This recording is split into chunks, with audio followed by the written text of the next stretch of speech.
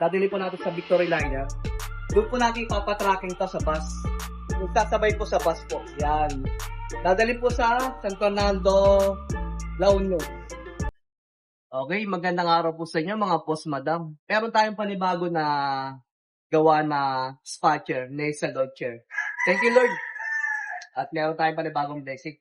Ito po. 4 set na nasal launcher, spatcher. Pinagawa po sa atin ni Madam Georgina Esteba. Dadali po natin sa Victory Liner. Doon po natin ipapatracking to sa bus. Yung sasabay po sa bus po. Yan. Dadali po sa San Fernando, La Union.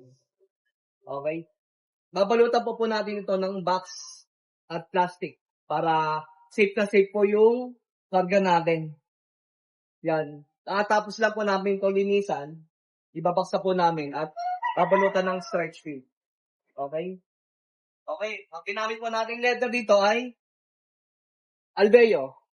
Beige color. Ito po. Very light. Ang ganda.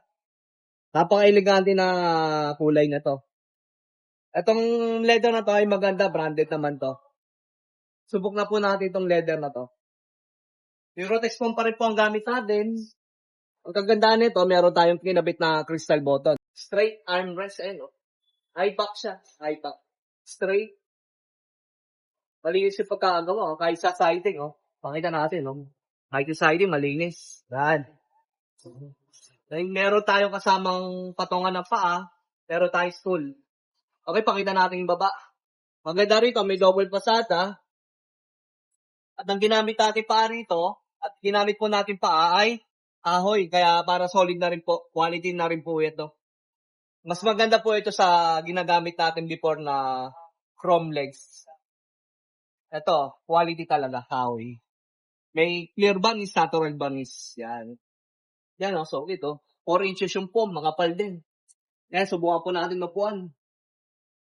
Yan, oh, relax ka, oh. Ganda, oh. 4 set.